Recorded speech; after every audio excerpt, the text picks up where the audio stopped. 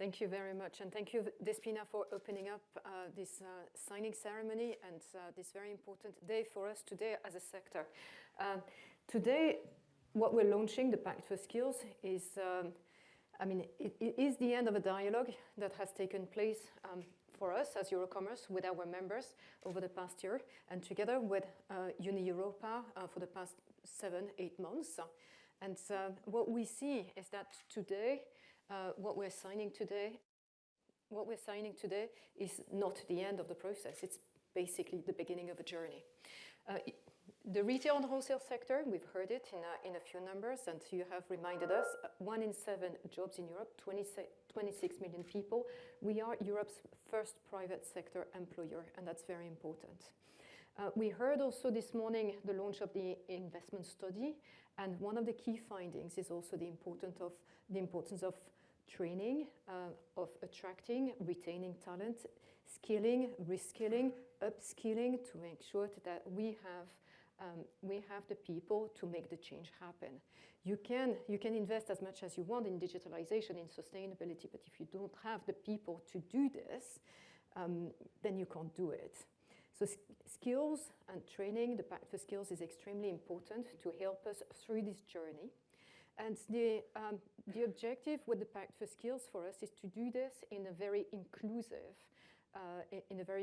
way. So first of all, together with Europa, our social partners, but also depending on the types of discussions that we will have together, we will aim to be inclusive with training providers, vocational and education bodies, and any other relevant stakeholders that make sense to involve in the discussion.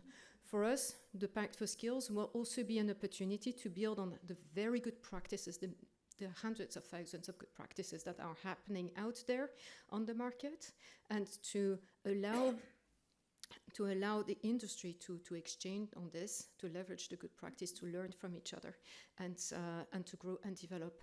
The importance of the investment that is needed for us as a sector is tremendous.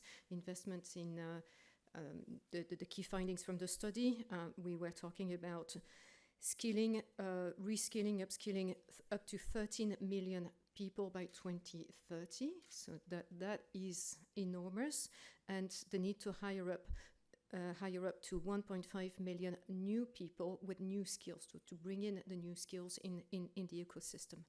So what we hope is that the Pact for Skills will help us drive the challenge. Thank you.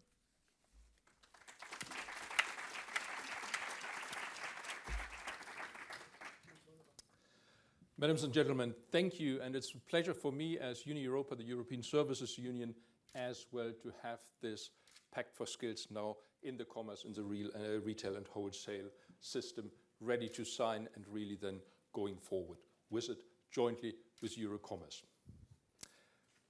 This is not the first Pact for Skills for Europa. We are involved in 5 of them, but the commerce sector is our biggest sector, and as Christel said already, it is central for our society. And I think this is one of the key points we need to remember. Without commerce, actually, many things wouldn't work. And during the COVID crisis, it really showed how essential the commerce sector, the retail sector, is actually to keep our societies running. And when we talk about a Pact for Skills, when we talk about lifelong learning, continuous learning, we have experience. In the social dialogue, we have dealt with this issue for years. And based on the experience at the European level, but also on the national level, we can move forward. And I have 2 other points there. We know, and we have to look at how it works best and spread the word about the processes to actually organize reskilling, upskilling in our companies. And we have to do this at all levels. And again, there the experience exists already, and we have to bring them together. And I think that is one of the key issues also in the initiatives of the European Union on the Pact of Skills. We don't have to reinvent the wheel. When we talk about upskilling for workers, there's long-time experience there already. But at the same time, there are challenges. And the triple challenge is, and that is a triple transition, and not only 2, but 3, which is basically, first of all, the digital transition. It's a green transition, but it's also the demographic transition which has impact through labor shortages also in the commerce sector. And then what is important when we go down to how do we implement this pact of skills, it's a question of creating the right environment for workers.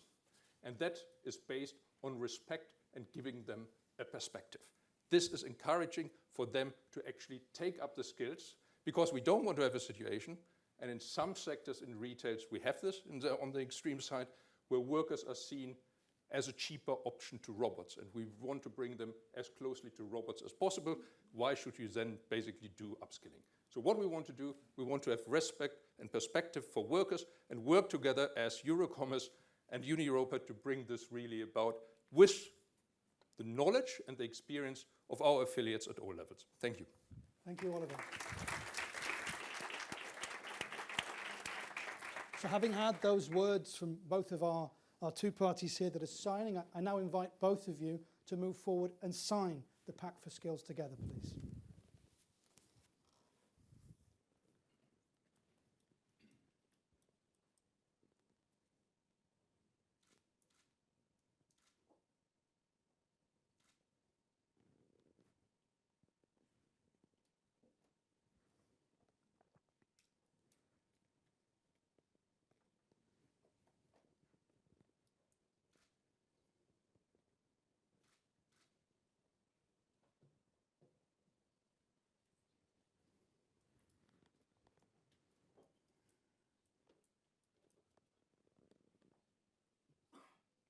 Right, ladies and gentlemen, I think that's one of those moments in an event like today. Yeah, indeed.